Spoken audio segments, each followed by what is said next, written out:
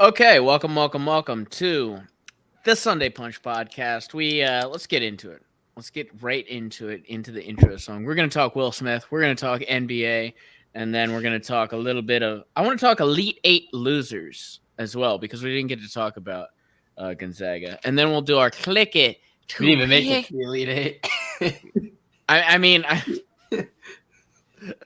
I want to do our Elite Eight, and then I also want to talk Gonzaga. My bad. Because we didn't get to talk about it. And then we're going to do a click it to pick it for the Final Four. But you know what time it is. Friday night, I'm thinking that we just might fly away to someplace they don't know who we are. Now I'm riding shotgun in your car. We drive through the city like explorers going 65. Flowing hair flying across your face. We left on Friday, now it's Saturday. Pressed jeans buttoned up, jeans iron slipping up. Red shoes walking slow, headphones blaring 3 stacks. Sunglasses flaring out, thick watch hanging low. Studded belt pulled taut, 3 stacks on the radio. Friday night, I'm thinking that we just might run away to some place we can be who we are. We can be who we are. We can be who we are. Okay, thanks for joining me, guys, tonight. I'm sorry about that, Gonzaga. I preemptively put Gonzaga in the Elite Eight, and I am sorry about that, Charlie. I drink a lot, so I didn't realize that they didn't make it to that. I don't even want to play it off. I didn't even realize that they didn't make it there, and the streak continues for Gonzaga of 0 championships. But 27 something. wait a second. Let's not jump ahead. I want to get straight into it. The moment that's been sweeping the nation. Okay, I watched it live. Monty watched it live. You watched the Twitter videos, but let's go ahead and watch the unedited Will Smith. Slap. You know who's got the hardest job tonight? Javier Bardem and his wife are both nominated. Now, if she loses, he can't win. He is praying that Will Smith wins. Like, please, Lord. Jada, I love you. G.I. Jane 2, can't wait to see it. All right?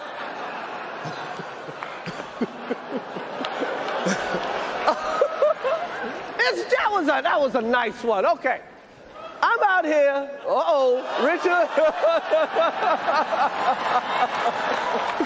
Oh, wow. Wow. Will Smith just smacked the shit out of me. Keep my wife's name out your fucking mouth. Wow, dude. Yes. It was a G.I. Jane jump. Keep my wife's name out your fucking mouth. I'm going to, okay? Okay. That was a greatest night in the history of television. Okay. Okay. So much to break down. I'm going to. So much to break down. Okay. First and foremost, Monty, when you first saw it, did you, like me, just think, oh, this is a bit? Yeah, I thought it was fake. Like, I thought, okay, yeah, they're just doing this for views and to get people talking about it. And I was watching it with my sister where we were both agreeing, yeah, this is fake. And then we both went on Twitter and just kept on refreshing to see if, like, Twitter knew what was up. And the whole time we thought it was fake until I think probably until Will Smith's speech. And then we're like, oh, shoot. Okay. You thought it was fake that long? No, I knew it was real as soon as they went silent and took the video away. You don't do that in live TV unless it's something you do. Oh, they're on a 5-second delay in TV. Yeah. you don't do that unless it's something that no one had planned for. And that's when I knew. I was like, oh shit. And then you didn't get to see him say what he just said, keep my wife's name out your fucking mouth. But that's when I went to Twitter, and then you could see that on the Australian and Japanese feeds. And that's when I was like, before we break down the part by part, that was the most insane thing I've ever seen in television history. And I have thought about it for the last couple days, and I stand by that. It happened yesterday, last night. It didn't happen last night. It happened 2 nights ago. 2 nights ago. 2 nights ago. I'm tripping. You are tripping, dude. Stop eating those gummies. Sunny side is across the street. All right, so look. The only other thing I could bring it back to sports that was more insane was Ron Artest running into the stands and beating the shit out of people. And then a complete melee in Detroit or I think it was in Detroit, or was that Indiana? Yeah, Malice in the Palace. Yeah, Malice in the Palace. That's the only thing I can think of that was more surreal than what happened last night. And even then, it's like, oh, those are professional athletes fighting regular people. It's not two A-list celebrities literally acting like they're in 8th grade. Well, not Chris Rock. Not Chris Rock. Will Smith acting like he's in 8th grade. And do you think at any point... Okay, so let's break this down. First and foremost, I think Chris Rock is riffing because those jokes aren't that funny. First and foremost. The first thing he does, and I like that the clip shows this, he doesn't even remember Penelope Cruz's name for the Bardem joke. He's like, oh, and his wife. So that's when I was like, oh, this guy's riffing because he didn't remember Penelope Cruz's name. And that joke is even lame because it's like, oh, husbands can't do it when the wife don't do it. And then he goes into the G.I. Jane joke, which from what I've read in the past day, he did not know that she had the medical condition. And even if he did, it's a tame joke to me and not funny. So that's another thing where I was like, oh, he's riffing again. And then Will Smith laughs. You see him laughing on camera. Then he sees Jada doing the eye roll. That's when he goes up, and I think it was just the straw that broke the camel's back here. Will Smith's been through a tough couple of years. Let's just give him that. Right? He walks up. I want to get your opinion on this. At what point did he know he was going to slap him? Because that's a long walk up to Chris Rock. And by the way, if it was me, I think I would have changed my mind halfway through. Like if I chose slap, I think by the halfway point, I would have been like, I'm just gonna fake punch him. I mean, he clearly was very upset for. I don't even know, like you said, he didn't appear upset until after he saw Jada's reaction. But yeah, I think he just committed. I think he went up there and probably just didn't know what he was gonna do as he was going up there, and then he was just like, slap the shit. Okay, so you think he started walking with no plan?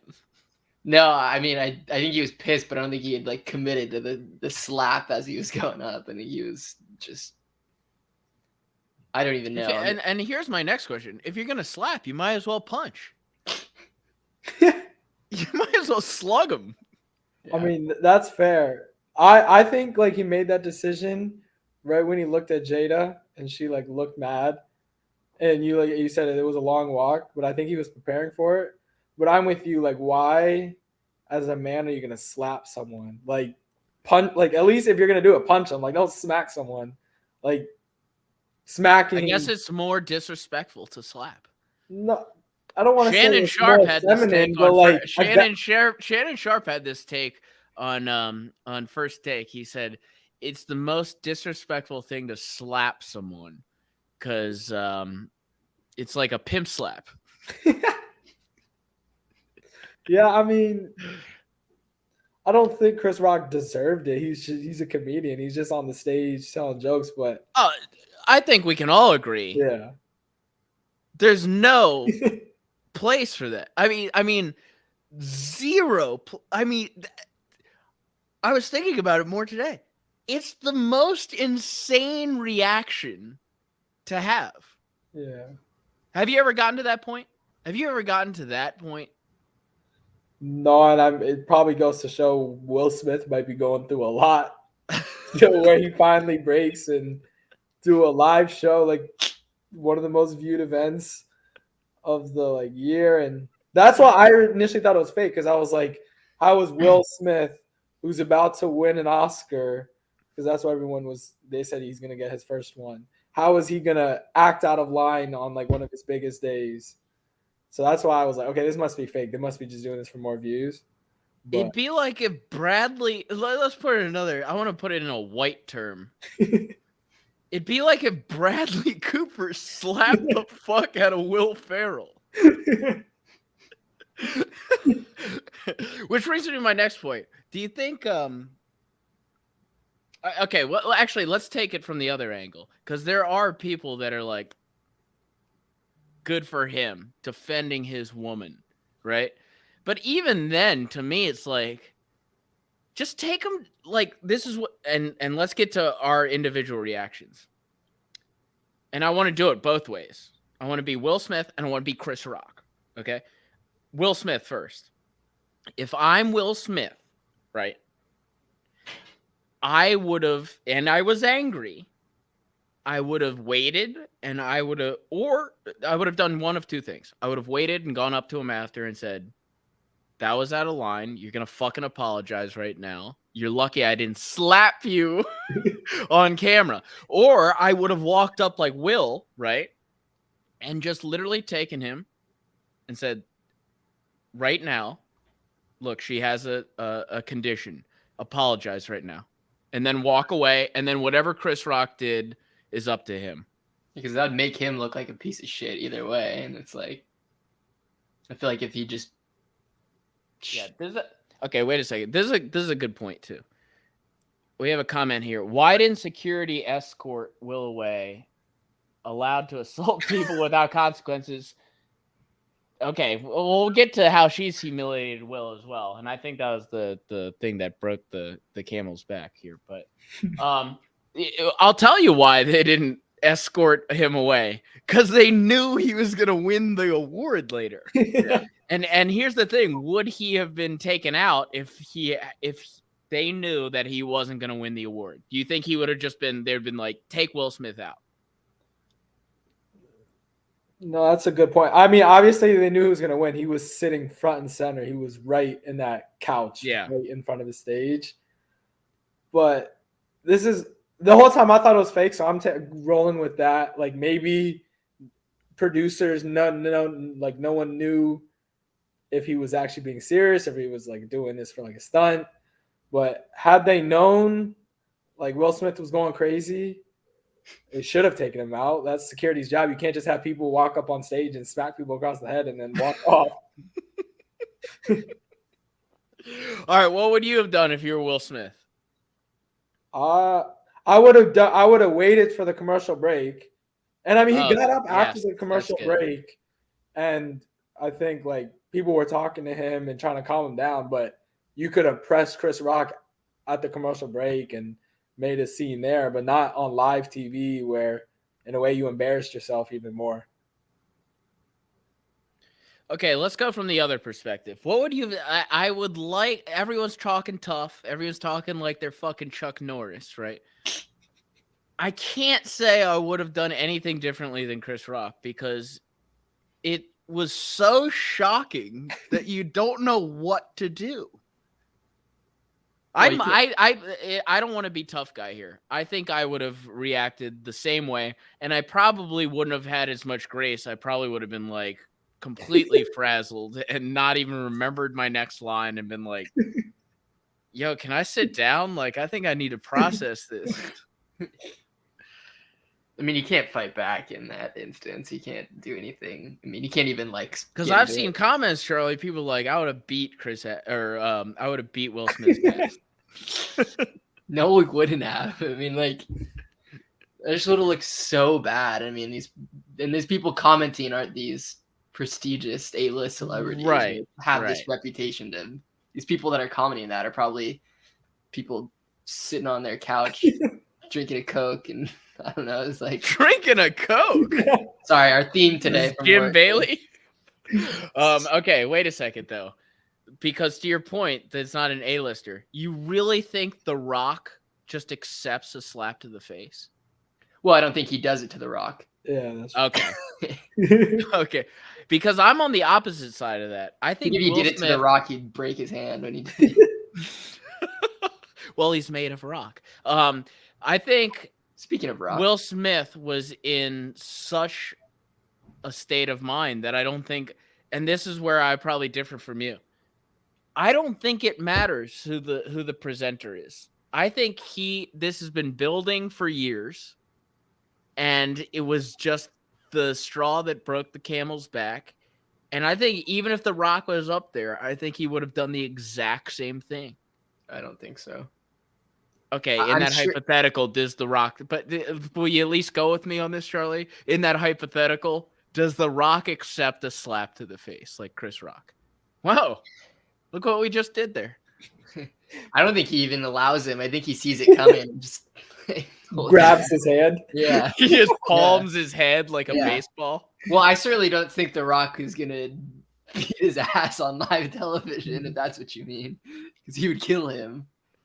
But what if Mike Tyson was the host? Well, Mike Tyson wouldn't be able to get a fucking speech out if he was there. What if Mike Tyson was the presenter? If someone was high in the producer room and they're like, what if we get Mike Tyson to present? And what if we tell him to do this G.I. Jane joke? You're intentionally trying to get someone to fight Mike Tyson in the middle. And here's the real question. If Mike Tyson swung on Will Smith, even at this late age, does Mike Tyson murder? Like, one punch to Will Smith. I know that Will Smith has the Ali training, but does Mike Tyson murder Will Smith with one punch still? Yeah. Coma, at least. All right. A couple more things before we close out on this segment. We talked Rock. We talked Mike Tyson. Does he do this to Ricky Gervais? Because remember, Ricky Gervais had some pretty brutal roasts when he was hosting the Golden Globes. You think he slaps Ricky Gervais? Part of me thinks that there is some history between the two of them, and I think that may have had an impact on his reaction. Chris Rock and back in 2016, that was when Oscars are so white, and then Will Smith boycotted because he didn't make it for concussion. Tell the truth. And then Chris Rock said, oh, and then Jada boycotted. It's like me being boycotted from Rihanna's panties. I wasn't invited. And then he said, look, I get why she's angry. You know, he wasn't nominated, and that's not fair. But it's also not fair that he was paid $20 million for Wild Wild West. And that was the joke then. To me, still not enough to really... To me, those jokes are tame too. Yeah, I think Will Smith has like something going on in his head, because no way you should spaz like that. And like you said, would he smack Ricky Gervais? Depending on what day Will Smith was feeling, if he was on a high or a low, he would smack anyone. Okay, let's get a little deeper here, and I want to go two sides. One is an explanation for Will Smith. One is Will Smith's a weirdo. Let's go on the left side here. In his book, Will Smith mentions that one of his biggest regret points is when his dad, I guess, was abusive, punched his mom, and he didn't do anything when he was like 10. So maybe that had some sort of like underlying effect where he's like, I got to protect Jada, blah, blah. I didn't act when I was 10 and now I'm 52. Another side of this. Will Smith also in the same book said that he wanted to have a harem of 20 women, do psychedelic drugs, and travel the country. So you take it for what it is. Okay, Will Smith's probably a weirdo and also like had some emotional problems back when he was 10. Also, his wife openly cheated on him and then had an interview with him on fucking national TV about I had an entanglement. It's like, who does that? And Will Smith's sitting there like with teary eyes, and it's like, yeah, Will Smith has been made fun of for like 2 straight years now. So I can see it both ways, but I will let's lay the foundation here. You can't slap someone on national TV. You can't do it. You know who does that? And we'll end it on this. You know who does that? A drunk frat boy at a fucking party. And you don't want to be that. All right, moving on. National televised. By the way, the winner, there's no winners in this except, of course, Denzel Washington, who's apparently the winner in all scenarios. Because then he gets the fucking quote of the night in the acceptance speech of, you know, Denzel told me at your highest moment, be careful. That's when the devil comes for you. Oh, okay. Denzel is a fucking shaman wizard. I would like to update. Will Smith did apologize on his Instagram, and he said, and I'm going to read the exact quote, and then we'll move on. Jokes at my expense are part of the job, but a joke about Jada's medical condition was too much for me to bear. I reacted emotionally. I'd like to publicly apologize to you, Chris. I was out of line. I was wrong. I am embarrassed, and my actions were not indicative of the man I want to be. There is no place for violence. You think there he you go. wrote that, or his PR team wrote that? No, his PR wrote it. King Richard. Obviously. King Richard. By the way, affects me nothing, by the way. If he comes out with another movie, I'm going to watch it. If he's like, I'm going to write another Getting Jiggy with It, I'm going to listen to it. I thought the best part was how I think he's a weirdo, but I also listen to all of Michael Jackson's songs over and over again. The biggest weirdo of all time. R. Kelly, I'll listen to it. Remix to Ignition's a good song. To R. Kelly. Shut it. If Remix to Ignition comes on, I am listening to Remix to Ignition. I'm going to think it's a good song. I don't care that he peed on women. Okay? I don't want to hang out with the guy. Bro, I'm not going to hang out. Oh, see, this is the funny thing with this. You didn't react to Michael Jackson, who is also children, because his famous level is at such a point that you're like, sure, he made 8-year-olds spread his butt cheeks, but, you know, he also did Rock With You. He's also a way better artist than R. Kelly. But the crimes are the same. Well, I knew the Michael Jackson was coming. And just knowing you, I knew it was coming. But R. Kelly, that caught me off guard. What? Wait. So you're telling me if Remix to Ignition comes on at a wedding, you're like, that's it. I'm sitting down and I'm eating cake. I mean, I used to like the song, and then I found out he was like a pedophile. Hey, but because you want to know why? Because I was at a wedding in Seattle with Anna Danielle, Full of Grace, FOG, and may she rest in peace. And that song came on at the wedding, and 10 people sat on the ground in protest. No. Meanwhile, I was like, let me get a toot, let me get a beep, beep. All right, moving on. I don't know why they sit on the ground. Because R. Kelly could see them from the heavens or something. I don't know. I was like, you realize R. Kelly is not actually here, right? It's just the DJ who's playing this song. You know, they didn't have a bus to sit on, Charlie. So, I mean, you know, they didn't have the sit in at a restaurant. They only had the dance floor, and that was their moment in time. All right, moving on. Let's get some NBA under our belts. We're at the 25-minute mark. Big news. Robert Williams, Time Lord, Charlie's favorite player. He tore his meniscus and is out several weeks, probably out for the rest of the playoffs.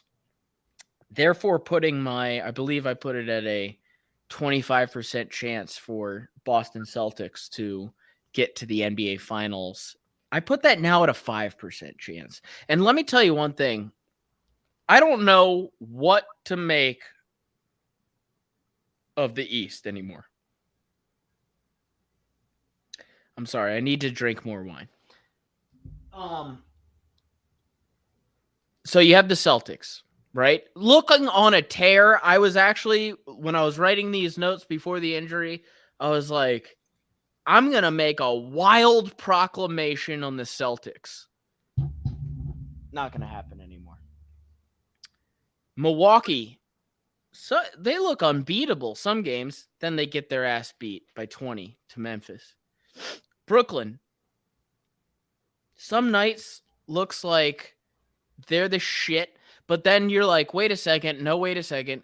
Kyrie and Kevin Durant have to be on every night. And to me, Ben Simmons is the key to the team and could push them into just championship, like guaranteed championship if Ben Simmons is on the team. But he got an epidural. He's not faking it. No, he did. He did. I just thought it was funny. What? It's not. Don't be sexist, dude. Guys and girls can get epidurals. I'm not being sexist. Just thought you were like, yeah, like they'd win the championship, but he got an epidural, so. Well, that proves that it's not fake anymore, right? Like he's got a major back issue, right? Damn, the Sixers just lost to the Bucks. Philly just lost to the Bucks. We all know about Philly's stagnation and how I hate their play of basketball. Don't get me started on the Bulls. They lost to the Knicks last night, and now I am fully on board with your assessment. Vooch, it sucks. Thank you. DeMar DeRozan turned into like Kobe Bryant when Kobe Bryant was on that shitty Lakers team and was just taking all the shots. Like last night I was watching that Knicks game, and he did not want to pass it. Then you get it to Zach LaVine, and he's thinking, if I pass it, I'm never getting the ball back. So there's a lot of solo ball going on there. And then you got the Heat, who, again, another Milwaukee team where some nights you're like, wow, the Heat. Remember we're at the office, Charlie? We're like, damn, the Heat are good. Then they have a Will Smith moment on the sidelines with Udonis Haslem and Jimmy Butler. And then you really watch them play, and you're like, wait a second. The only motherfucker who can score on this team in the fourth quarter is Tyler Hero. And now I don't feel confident at all. So to me, the East is in shambles. And I'm actually leaning towards Monty's take. Wow, Philly actually has a chance, even though they play the most like one-sided offensive game that I've ever seen. I don't know what's going on in the East. Can somebody clear it up for me? Money, you can take it. I think that's perfectly said. Like it's just a big log jam and a bunch of good teams, no great team running away with it. Mm-hmm. Like you said, the Bulls, they started off strong and now they've really fallen off. The Celtics, I think the Celtics, the last like 3 months have been going crazy, and had Robert Williams not gotten hurt, they would have probably finished the year as the 1 seed. I mean, they still might. Their team is still really good. The Heat, they're trying to fight each other. Can I stop you there, though? Dude, I wrote it down somewhere. Wait a second. Robert Williams, do not just push that off. Oh, here we go. Don't just push that off as, oh, they're still a very good team. That's a huge loss. He's number one amongst 169 players in the league who have defended 500 plus shots. as the closest defender, he's held shooters under 40% shooting. He's only 6'9". He plays like he's 7'2". That's a huge loss for the Celtics. It is a big loss, but I think they have Horford and Tice. So, yeah, losing Williams hurts, but they still have two centers who can come in. And they're obviously not going to put up his numbers. You're but joking, right? no, they're not going to put up his numbers, but it's not You like just said going, Horford and Tice. But it's not like they're going for it's not like they're Sixers. losing Jaylen Brown or Jason Tatum. Yeah, you're not losing. No, you're just losing a candidate for Defensive Player of the Year. Yeah, I mean, their guards on the perimeter are really good at defense, and Tice and Horford, they're not going to put up Williams' defensive numbers, but they're going to give you above average numbers. It's not like they're losing a top player and then the drop off is super, super drastic where it's like, oh shoot, now we're screwed. So I still think they'll finish with the 1 seed the way that they're moving and the way that Tatum and Brown are playing. Because yeah, Williams, Horford, and Smart can all play well, but if Tatum and Brown don't play well, then they're not going to do anything. But if they're playing nasty and each dropping like 25 plus, where's your percentage then? What were you at, and then where'd you go after the Robert Williams the Time Lord injury? I mean, percentage of them winning the East, or yeah, I mean they're the hottest team. That's what you need to get to run through a playoff. Well, I don't think to be the hottest team. Like they'll finish number 1, but out of the East, I know it's a regular season, so I don't really care. But for the postseason, I still think it's Philly, Brooklyn, or Milwaukee. What's the playoff shaping up? Can someone look it up? I don't have it in front of me. All I know is like the so first close to tell. Yeah, all the first 5 seeds are within like 2 games, basically. And yeah. Philly, this and let's get into just real quick. Do you still have Joel Embiid as the MVP? As he should be. People keep on saying Jokic. I mean, the Nuggets. Have you looked at the analytics? Have you looked at the actual basketball game and watched him and been like, yes, okay, this guy's a better player. He's more valuable than. Apparently, according to the defensive efficiency, Jokic is better defensively than Embiid. If that's what the numbers are saying, but it's more of just like an eye test and just saying, okay, this guy's clearly better than what this the numerical MVP is putting up. The eye test shows Embiid is by far better. Because right now, what's Denver like 6th, 7th in the rankings? But if they're in the East, they'd be the same as Philly. Well, no, because they'd be playing the Eastern Conference teams. Oh, come on. Don't do that. Let's just judge on records, dude. We don't need to get down that granular.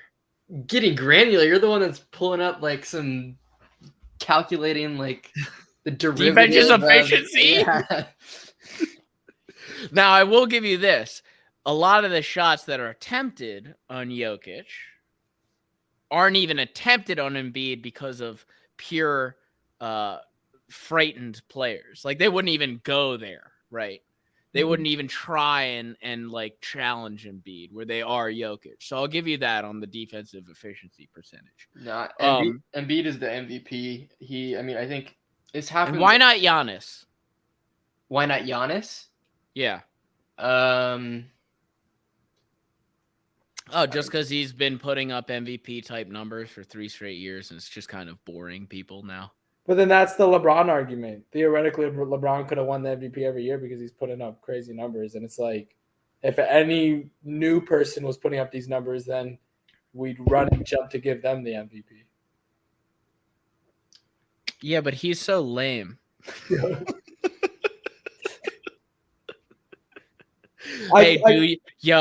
you got to know the difference between a player and a player, okay? No, I mean, you see him post that?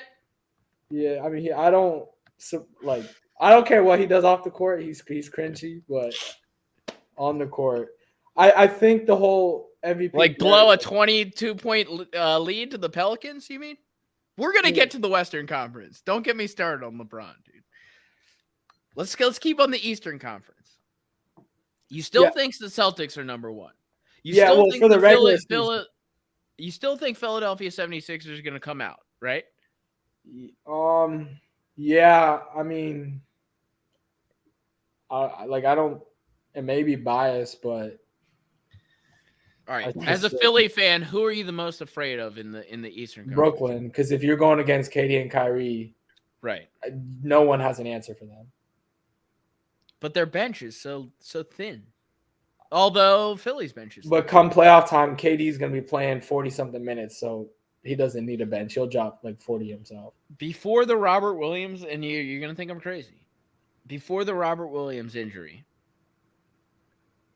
I thought the Celtics could beat the Nets, and pretty easily actually.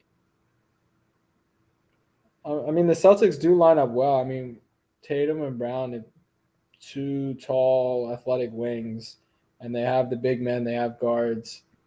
I just think, like, come playoff time, like, other than the Sixers, it's hard to stop Kevin Durant and Kyrie. And they're going to take all the shots. They're going to either KD or Kyrie shooting. No one else is going to shoot. And the only other shots they're going to get is if they drive and kick it out. But isn't it just like if you're the Celtics, right? Isn't it just like, all right, give them 70, Kyrie and KD, give them 70, not each, give them 70 total, 70 each. Wow. Yeah, we can. Oh, for the love of Saint Peter, give them 70 total. We'll stop everybody else. I mean, that's fair. I mean, that's probably how some teams are going to do it. We'll let Kevin Durant and Kyrie get theirs, and as long as no other third player steps up and puts up numbers, then maybe they'll take their chances. But I feel like KD and Kyrie are too good. They can get their 30-something and then also get their other players involved. All right, rank your top 3 Eastern teams, and then I want a final prediction before the playoffs on who's going to come out. I know that Charlie loves Milwaukee. Top 3 in no order. Sixers. No, it's got to be order. It's got to be ordered. Damn. Charlie, you go. Milwaukee won. All right, now go. Brooklyn and then Philly. Wow. Yeah, I would go Brooklyn, Philly, Milwaukee. That's it, dude. You've lost your mind. I'm not. You realize they make medication for your illness. No, because we don't have Boston in it. No, that he put Philly in front of Milwaukee. I mean, I'm not scared of Milwaukee. I think I would rather play Milwaukee than play Brooklyn because I don't want to go up against KD and Kyrie in the playoffs. They don't want to. They got suck Middleton though. I mean, I'm not scared of Chris Middleton. The only way I'm scared of the Bucks is if Giannis starts hitting some outside shots, which he can, but I take my chances that he's not. I don't know, dude. I was watching because I'm a glutton for punishment. I was watching that Bulls-Milwaukee matchup. Dude, and this is what turned me on the MVP because I think it's Giannis now. Giannis has improved his game exponentially since last year. When he takes a jumper now, I'm confident. When he takes a free throw, I'm confident. Last year in the playoffs, you could not say that. And that's okay. This is going back to the last podcast that we had. I had my parents texting me too about this because they're the only people I know that listen to this. But Giannis's improvement over you don't know all the hotties that listen to this. Well, I've been collecting them like Will Smith's harem. Girl from Iran. Oh, dude, you should see her screenshots. All right, keep going. Giannis's improvement over the past 3, 4, 5 years, it's been just better and better and better. And now he has the ring to back that up. And he's done it in the playoffs. And I agree with you. I actually think Giannis is close. Okay, so I think Embiid is MVP. I think it's very close, but I think Giannis is closer than Jokic, or more deserving at least. I mean, you can look at all from the eye test. If you're just going to analytics, Jokic is the robot and cannot be beaten. But yes, I agree with you. On eye test, to me, it's Giannis and Embiid. I mean, Giannis just I dropped love Jokic. 40 but, on the Sixers in Philly tonight, and they won. They were down. He dropped 40, 14, game-winning block. He had 3 blocks, too. On who? Embiid. Ooh, Yeah, they called it a defining play right there. They called it a goaltend, and then reversed the call on a review and ended the game. It was a game tying shot, but yeah, I've always liked Giannis. I was happy when he won it last year, just because I hate Chris Paul, but. No, I was happy when he won it last year. It was a win-win for me because LeBron wasn't in it. I think he's a very likable player, but just game-wise, I agree with you. He looks way more fluid shooting the ball this year than he did last year. And last year was a drastic improvement compared to the year before. Right. Which it's like what I said last podcast, I think he could easily end up as a top 10 player of all time. I'm starting to turn that way, and I don't stop at 10. I would put him in top 5, just like you said. If he keeps this trajectory, because his trajectory is, I mean, he's the Pat Mahomes of the NBA. Oh my God, he loves his NFL. Here we go. He is. He and Cade Cunningham is the Trey Lance. That was a joke. All right, look. He got exponentially better from last year to this year. Like last year, you didn't want him shooting. Yeah. Right? You want him driving the entire time. Then he was doing the whole free throw line thing of like, I'm going to take 15 seconds. For someone to go from that mindset to me watching Milwaukee play Chicago, right? And then watching Giannis take a jumper and being like, fuck. An open jumper for Giannis. That's crazy. He's going to get that against Vooch. That would be like, and I'm not overstating this. That would be like Ben Simmons in 2 years taking a jumper and being like, that's going in. No, yes, it would. Yes, it would. Yes, it would. No, there's a level to it because Giannis started at Ben Simmons' level. Can we agree on that? But Giannis would always shoot. Even though he couldn't shoot, he would always shoot. Yeah. He was never scared to like not shoot. Which is how you get better at shooting, and Ben Simmons is a bitch and won't shoot. Bitch, you got me. You can't get better at shooting without doing it in a game, which Giannis was, he was breaking him for years, but look at him now. It's crazy how good Giannis has become. I mean, you can make the argument, including this year, that he is the MVP 4 years in a row. He deserved it last year, too. I know. Jokic obviously, yes. Well, Jokic is a robot. He's a basketball robot. Okay. He's a statistic, walking advanced stat. And we don't really know Jokic's true potential yet. That's the crazy thing. You think he's getting better? What is he going to do better? Jamal Murray will make the whole team better, and I think Jokic with. So you don't know. We don't know the Nuggets' potential in that. Not Jokic's. No, that's when he becomes the Voltron and start doing takes over the world. He's gonna start doing East Base. Jokic will then get his second Transformer arm and be able to dunk from the free throw line. Jokic is doing Sham Gods. Oh, that was good. All right, hey, let's move on. So you got Milwaukee. You still got you got Brooklyn then. Yeah, I changed it. Okay. I'm not gonna bet against Katie and Kyrie. Yeah, me neither. He's an alien. Although I'll tell you what, he doesn't know the length of his foot, so that might come back to bite him. All right. Let me give you some stats here on the Suns.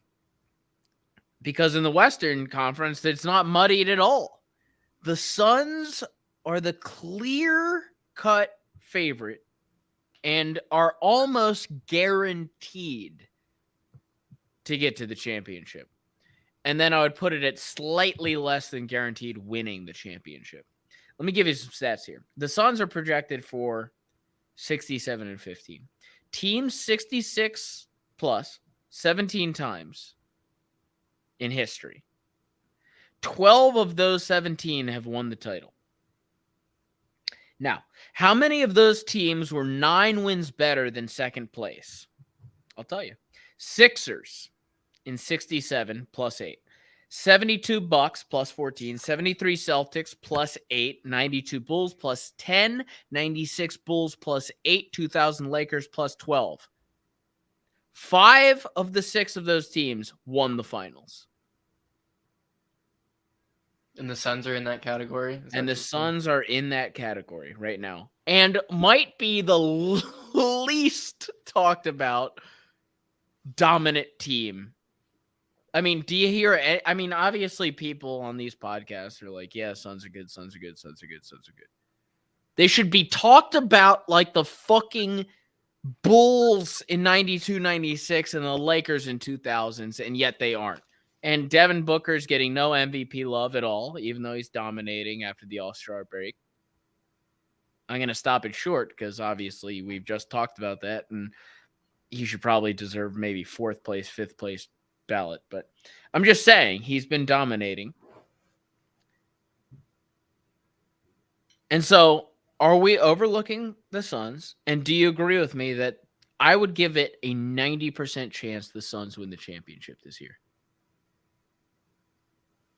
I think a big reason why people aren't like getting super hyped up over them is probably just because of recency bias and because they were that good. They were as good as they are this year, last year. The record obviously wasn't as good, but they're basically the same team, and they didn't get it done in the finals. So I think that's probably what's holding people back. But I agree with you. They're the should be the clear-cut favorite to win the finals.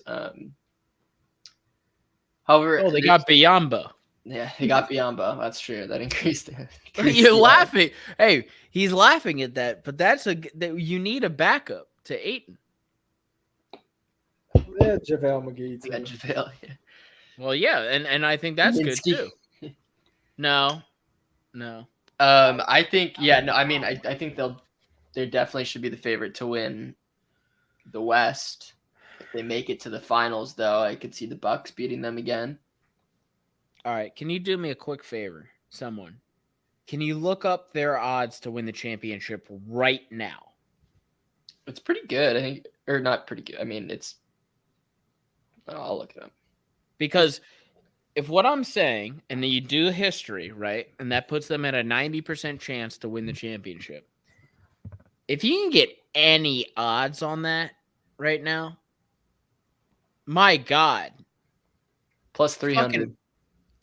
There you go. One, or is Brooklyn? Yeah, to win the whole thing? Yeah. To win the West is plus 115. Pretty much plus even. 300. It's pretty good, dude. I think I might have to put a hundo on that. Or is what I call I think that's one unit. 1 unit. It's just, I don't know. I mean, I don't like betting on those future things because so many things could happen. Someone could get injured. Injuries, yeah. But I agree with you. I think if you were to put a bet on any team to win the finals, that would probably be the one to go to. I like the Grizzlies a lot. I think they're right. That was my next note. All right, they're not on the Suns level, but they're a good squad. If they beat the shit, they're dark horse. Yeah, I mean, dark horse just because of how good the Suns are and because the Warriors are the Warriors, but the Warriors are looking bad lately, even when they have everybody. But I mean, but I feel like. Well, let's stay on Memphis here real quick. They just beat the fuck out of Milwaukee, right? They just beat somebody else by a lot. Who am I missing here? They beat the Nets recently. Yeah. This is all without Ja. This is without Ja. Yeah. Which shows you that they have the attitude, right? They have the talent. Are they kind of like Atlanta though last year, where their ceiling, as much as I would love, and I've been hearing mixed reports out about Ja because Ja puts him over the edge.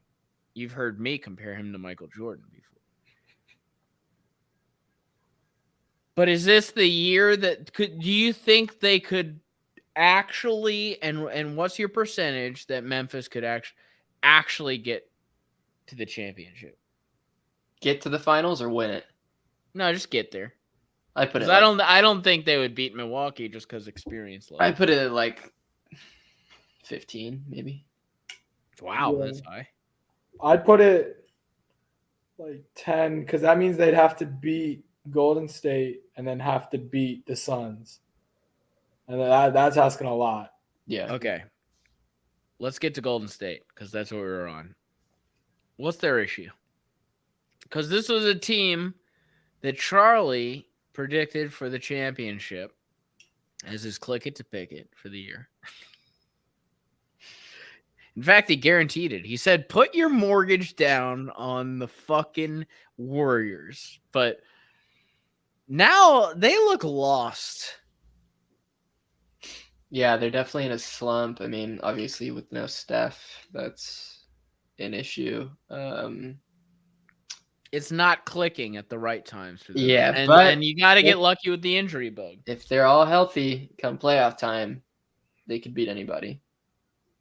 Okay. This goes back to my Phoenix thing. It's like Phoenix right now is playing so great. Everyone's healthy.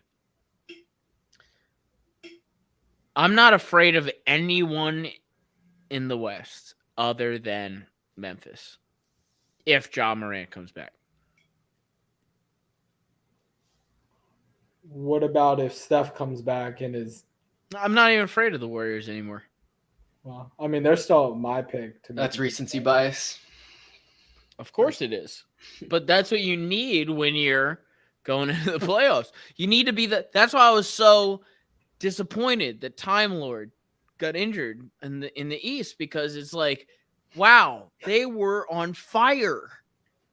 Right? They were the fire team that was gonna blow everyone's mind in the playoffs. Now, and I think Phoenix is that right now. And I think the Warriors are, if everyone comes back healthy, it takes, I know the difference between the Warriors, and I don't want to compare the Warriors and the Bulls right now, but I'm going to, is that everyone keeps saying, oh, the Bulls, if they get healthy, what a good team they could have. But you need time to gel.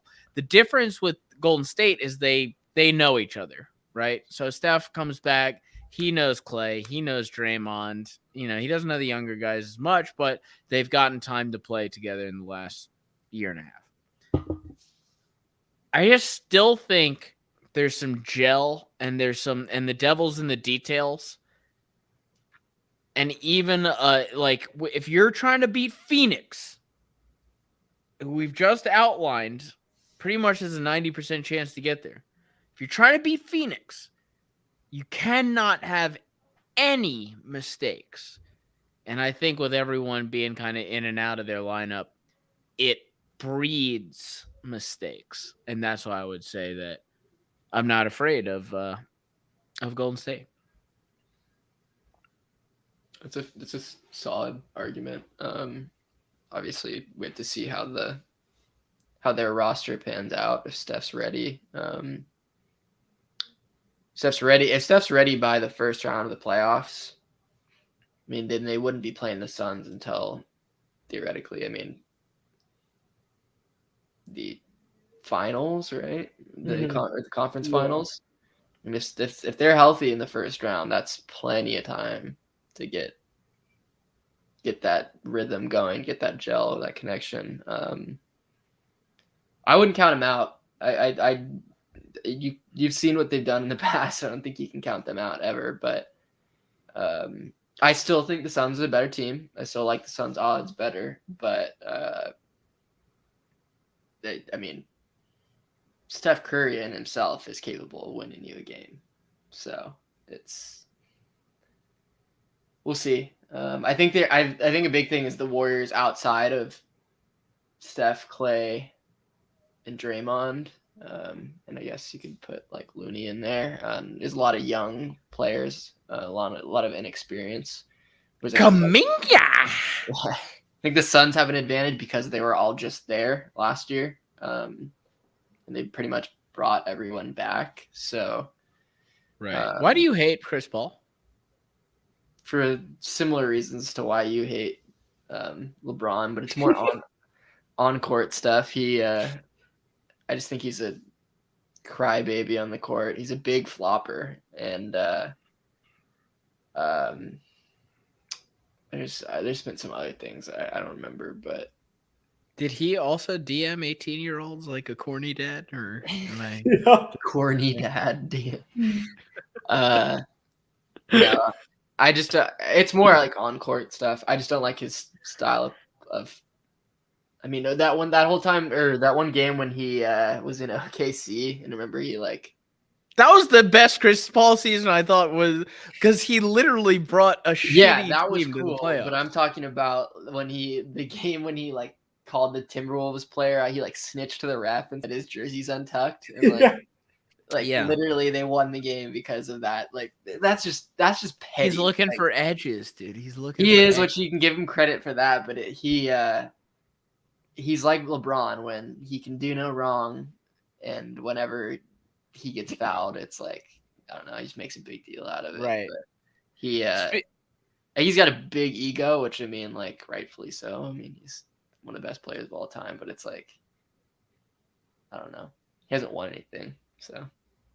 I kind of want him to win this year just to win something. Speaking of LeBron, Monty, Lakers, same odds as the Spurs to make the playoffs.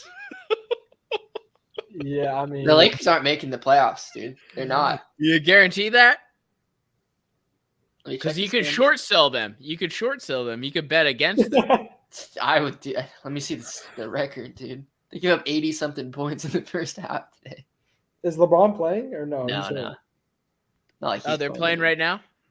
Yeah, It's they're over, winning. I think. I mean, it was over by the end of the first. They were down like 47 to like 20 something. Wait, who'd they lose to? The Mavericks. The Mavs, yeah. Oh, yeah, of course. Yeah, no, I don't think the Lakers are making the playoffs. Yeah, if you look at their schedule, Yeah, they they've got some only good have teams. yeah, they got a lot of good teams to play. No, they're not making the play-in. That's Yeah. so funny to me. Although I would love to watch them get tortured like a fucking ant in a magnifying glass. But if they don't, that's even funnier to me. And LeBron gets a year older. So great. What are your thoughts on it? What do you do? We're never gonna get to the NCAA, but what do you do if you're a Lakers fan, which you love the Lakers because you love LeBron James? Yeah, I don't like the Lakers. You love the Lakers. What do you do with Anthony Davis? You try and I mean, trade he's 28 years old, has never, other than the bubble season when you never had to travel, has never been healthy for you.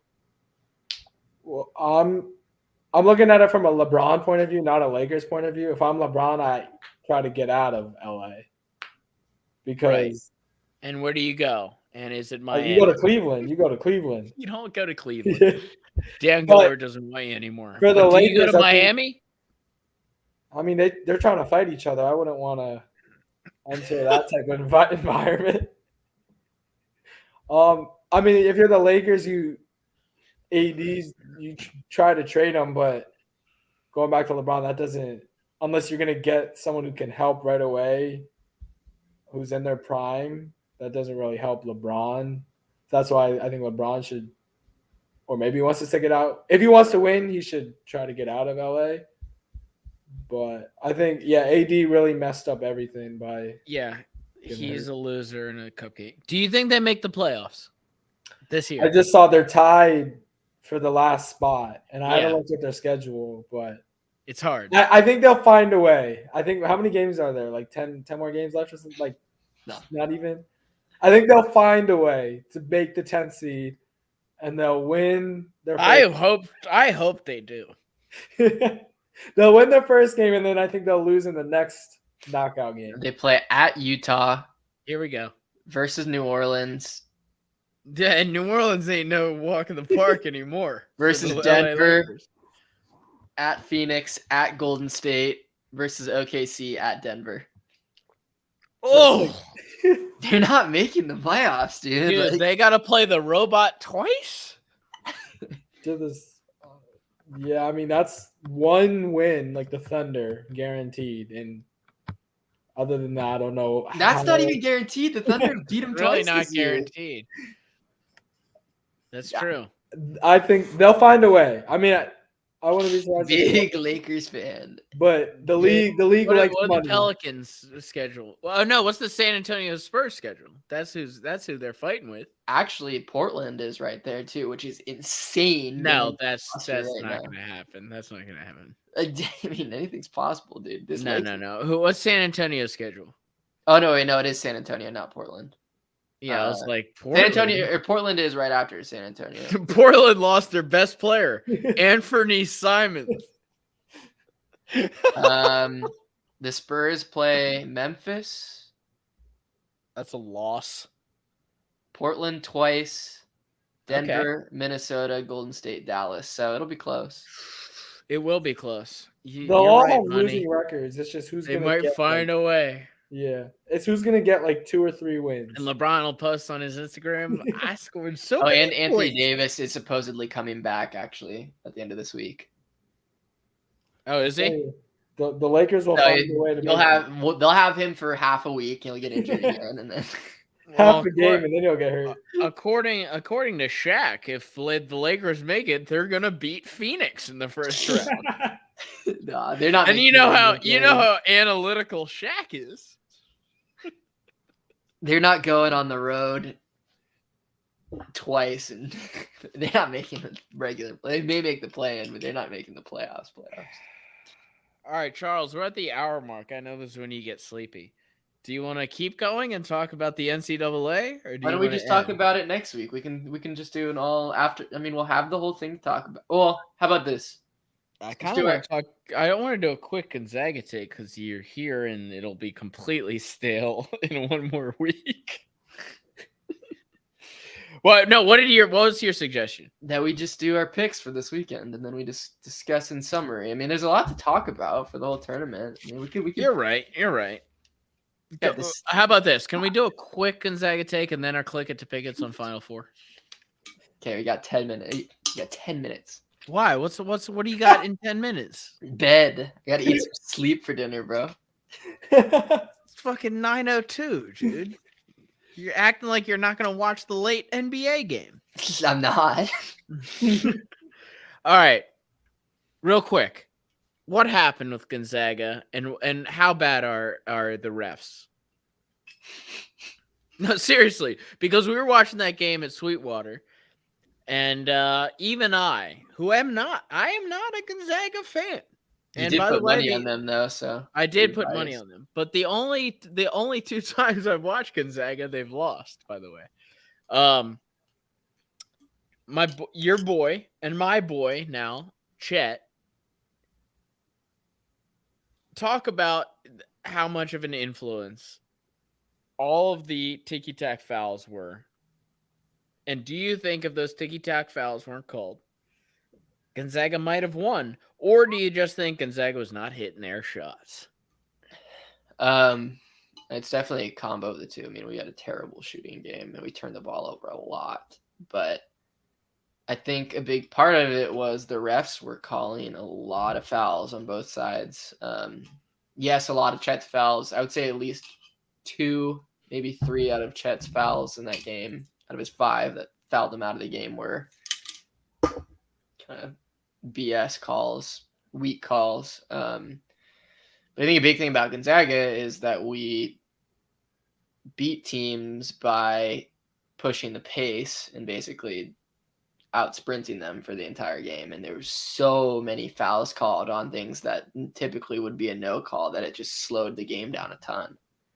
And we couldn't get out running. And then combination of just missing shots. And we just had a terrible game, and it was just a combination of multiple factors that, I mean, it didn't even seem close. It seemed like we didn't even have a chance for the entire second half. I would say it's 50-50. just a poor game, and the officiating I think was poor too. Which I think the officiating in general in college basketball, which I know you're getting to, is pretty terrible. I mean, you call a charge on everything. It's like just yeah.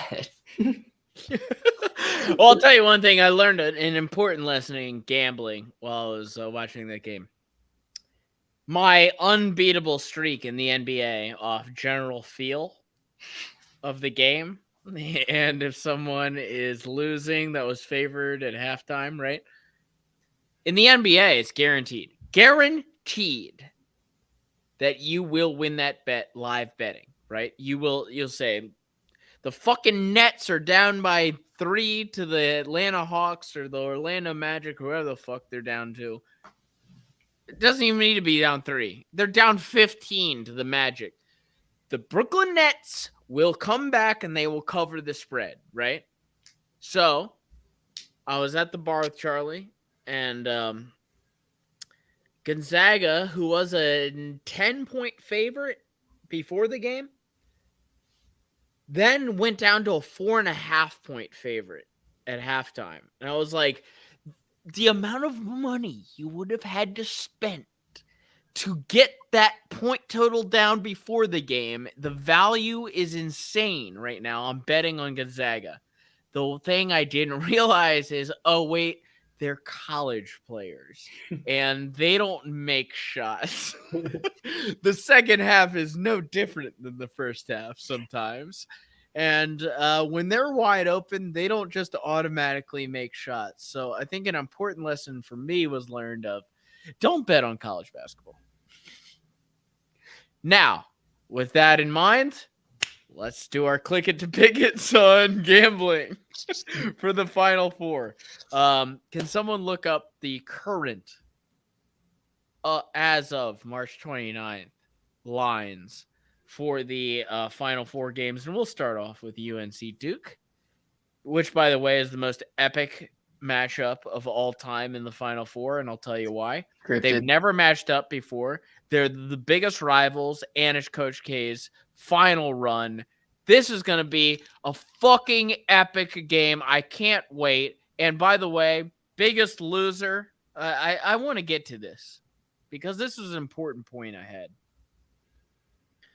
Biggest loser of Elite Eight, St. Peter's. And let me tell you why. I may be the only person in the world to think this. I never root for the underdog. I never root for the Cinderella. And you know why I never root for the tiny people on the tiny school team? Is because eventually it ends up just like this.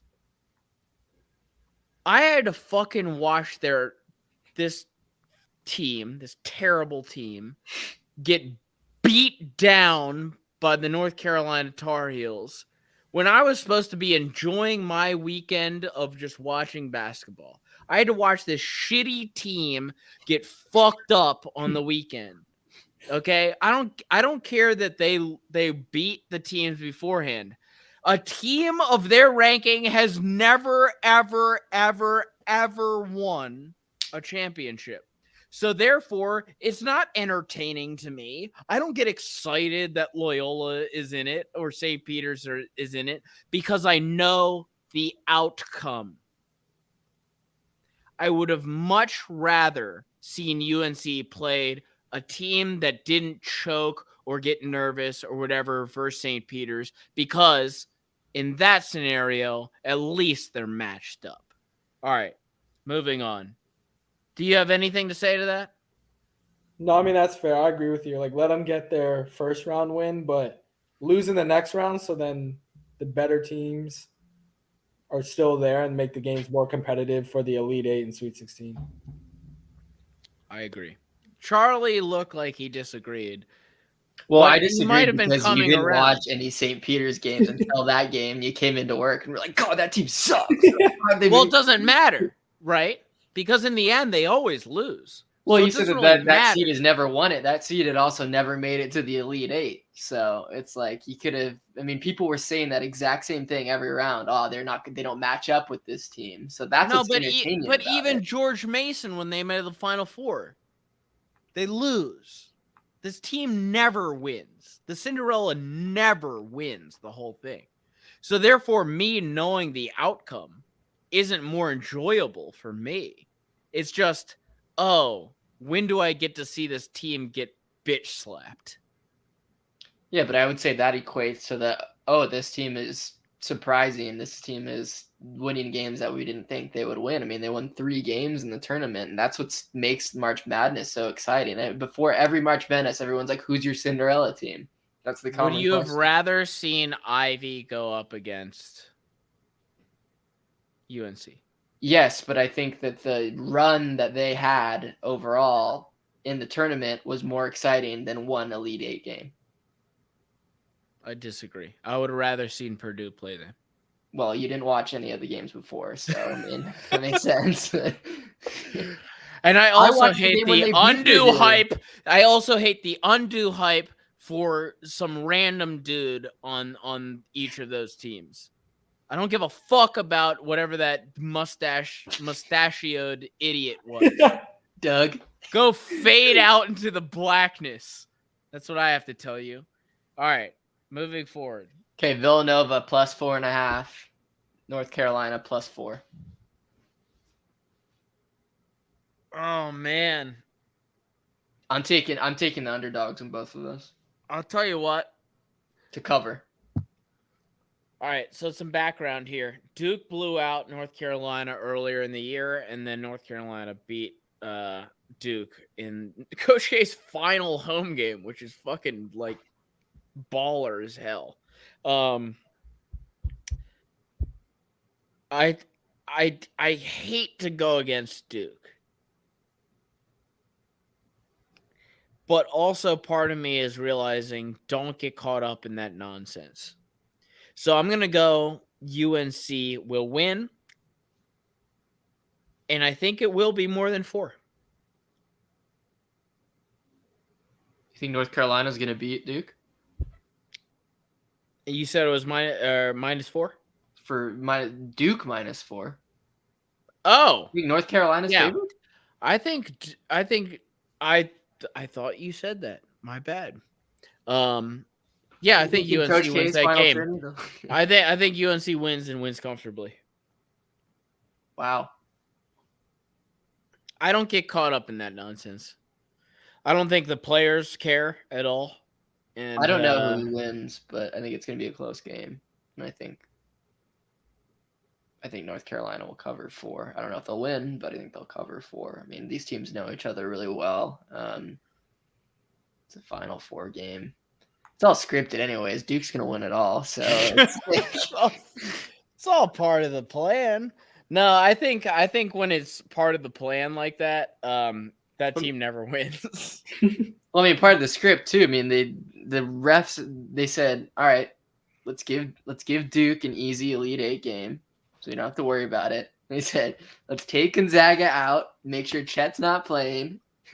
Arkansas will win, and then we don't even have to do anything to that game because Duke will blow out Arkansas.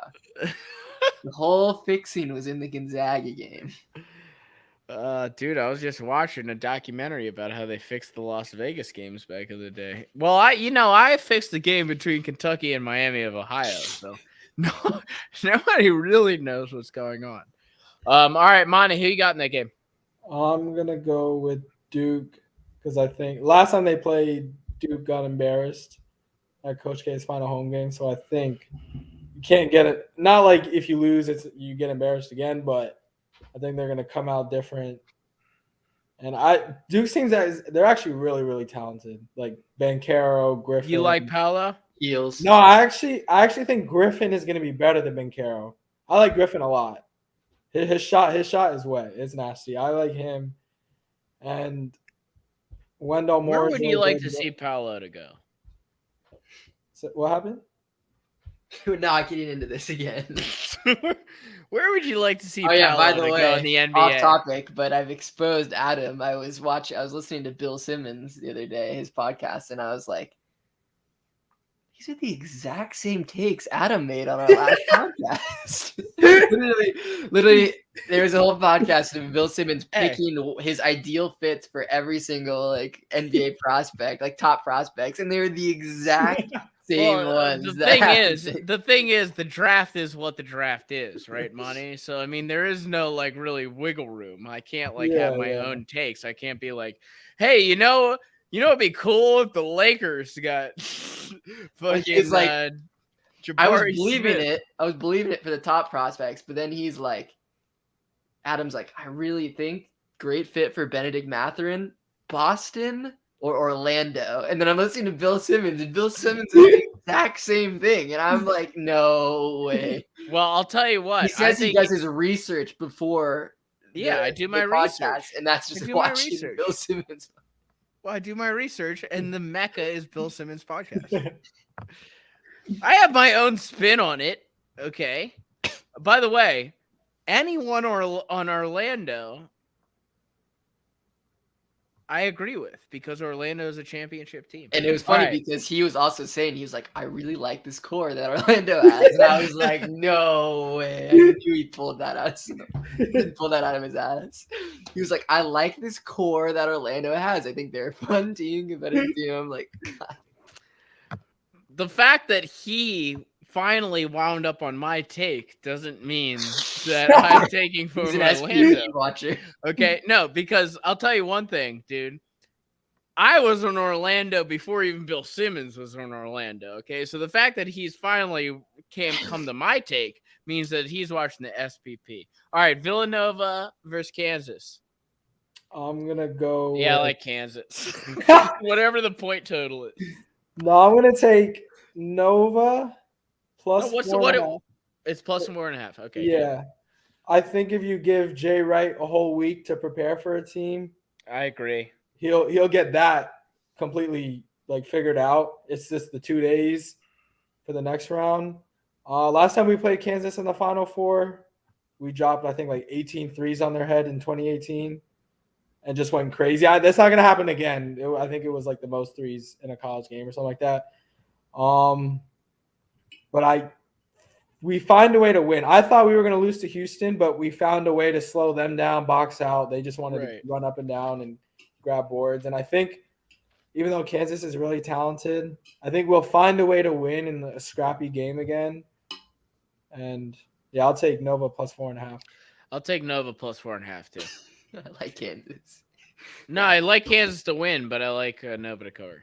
No, I agree with you. I think Jay Wright is the better coach. He's better coach than himself, and I think that well, Bill Self looks like he just got out of Margaritaville, dude. I think Nova matches up well. They got a lot of big, like, physical forwards, like 6'6", 6'7" range. I think. What's his name? Dixon will match up well against McCormick. I think. I don't know. I don't know they're gonna put on Abaji, but I mean, that's not my job. That's Jay Wright's, and I trust Jay Wright. I've always thought he's a good coach. And I think Villanova is gonna play inspired because of Moore. I think they're gonna play for him, and I mean, Collin's gonna be chucking. And if he's on, then they're in trouble. Kansas is in trouble. I think Villanova has a chance. So, and Monty, you'll be in the New Orleans for this game, correct? Yes, sir. I'll be there for the weekend. Wow. I'll tell you what. The gumbo. Don't drink too much. Because I'll tell no. If you wind up in the wrong spot of New Orleans, it's very dangerous. We're gonna be at Lil Wayne's 17th Ward. No. I was like, what? A millionaire. I'm a young money millionaire. No, dude, when I went there, and I'm just to give you a little tip. I drank too much. My phone died every night. Charge your phone. And literally I could have died many of the nights because I once walked through in what I would consider the ghetto when I was there. at 3 a.m. No, I think it was like top 5 murders in the country Yeah. last year or something like that. Yeah. And all I had was my memory of what the place looked like after 5 hand grenades. So keep your wits about you. Have the directions down. Do not have your phone uncharged. And actually, they have some pretty good strip clubs there. So check that out. Check that out on the strip. Will do. Also, if Coach K gets to the finals, I would say make the fine financial decision and sell those tickets and pay for the rest of your trip. Go watch Villanova. If they win and they get to the final, if they get to the championship, I would still make the financial decision. To be Hell honest. no. I would. No. Make the financial decision. Go to a bar, have a great time, knowing that your trip was paid for. Seriously. I mean, you're gonna feel better about it. Seriously. Yeah, especially if they lose. Well, that's true. Well, yeah. I mean, I don't expect us to win. I'm just pulling up for the weekend. I've never been to New Orleans. I've always wanted to go, and why not make a trip? That's out true. Of it?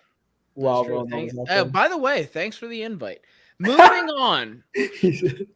All right, let's end this with. By the way, I was listening. Speaking of Bill Simmons, bro, we about to hit an hour and a half.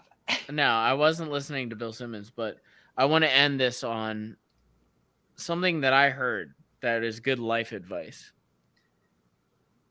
and it's about always finding an edge, and it always comes back to Baltimore for me because Ray Lewis, and this is a good life lesson. He actually tracked the Baltimore crime rate for years of when the Ravens would win and lose. And if the Ravens would lose, the crime rate went up. So for Ray Lewis, that's how important winning was. He literally found the edge of saying, you know what? If we lose this game, people die. He was contributing to that tally, though. That was after that happened, Charlie. Okay? People can change. But I'm just saying, life advice, always find that extra edge. All right. Thanks for joining me, guys. Let's go out to Friday night. And I'm excited for some Final Four basketball. Friday night, I'm thinking that we just might fly away to someplace they don't know who we are. Now I'm riding shotgun in your car. We drive through the city like explorers going 65. Flowing hair flying across your face. We left on Friday, now it's Saturday. Pressed jeans buttoned up, jeans iron slipping up. Red shoes walking slow, headphones blaring 3 stacks. Sunglasses flaring out, thick watch hanging low. Studded belt pulled taut, 3 stacks on the radio. Friday night, I'm thinking that we just might run away to some place we can be who we are. We can be who